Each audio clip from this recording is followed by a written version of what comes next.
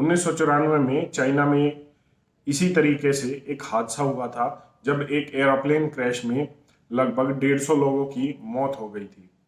लेकिन अब जो हादसा है उसमें काफ़ी सवाल उठ रहे हैं और ये ऐसे समय पर हुआ है जब रशिया और यूक्रेन के बीच में एक भयंकर युद्ध चल रहा है लगभग 1 महीने से। इसी दौरान चाइना को धमकियां भी मिल रही हैं ऑफिशियली अमेरिका से कि उसने इस युद्ध में अगर रशिया की मदद की तो उसे ऐसे अंजाम भुगतने पड़ सकते हैं जो उसके लिए काफ़ी परेशान करने वाले होंगे। लेकिन अब जो लेटेस्ट ये आया है, हो सकता है ये हादसा हो सकता है ये कॉन्स्पिरेसी हो, क्योंकि अभी तक सवाल उठ रहे हैं और खुद चाइना में से ही ये सवाल उठ रहे हैं।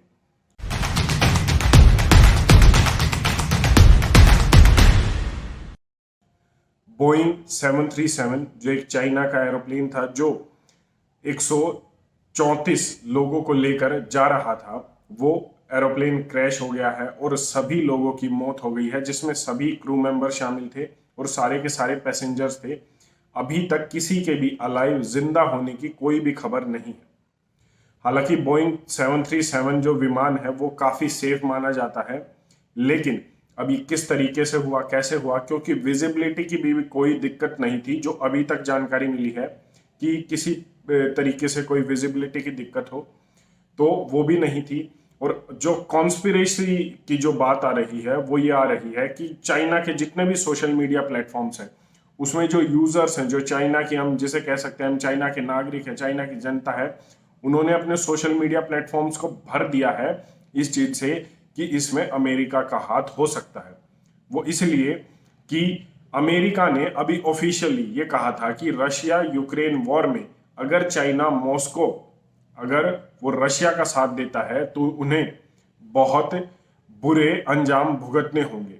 और तो अभी चाइना के जो नागरिक हैं, जो जनता है, वो अपने सोशल मीडिया प्लेटफॉर्म्स पर ये कह रही है कि हो सकता है कि ये अमेरिका की करतूत हो और वो ये दिखाना चाहता हो कि इस तरीके के रिजल्ट चाइना को मिलने वाले हैं अगर उसने इस युद्ध में यूक्रेन के खिलाफ जाने की जो है कोशिश की या रशिया का साथ दिया।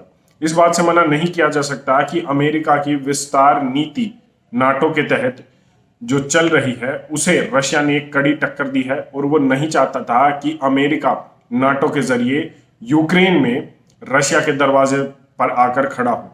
कहीं ना कहीं इसमें हम पुतिन की एक ये कह सकते हैं कि उसने अपने देश के लिए स्टैंड लिया है और अमेरिका की विस्तार नीति, एक्सपेंशनिस्ट जो सोच है, उसको काउंटर किया है। और IMF, वर्ल्ड बैंक के जरिए जो अमेरिका जो ये सब चाह रहा है उसमें भी पुतिन ने कहीं ना कहीं रोक लगाई है। हालांकि अभी तक क्लियर नहीं है कि ये कॉन्स्पिरेसी है अमेरिका की तरफ से या सिर्फ ये एक मामूली सा एक्सीडेंट। आप इस पर अपनी क्या राय रखते हैं, एक बार कमेंट करके जरूर बताएं। धन्यवाद। जय हिंद।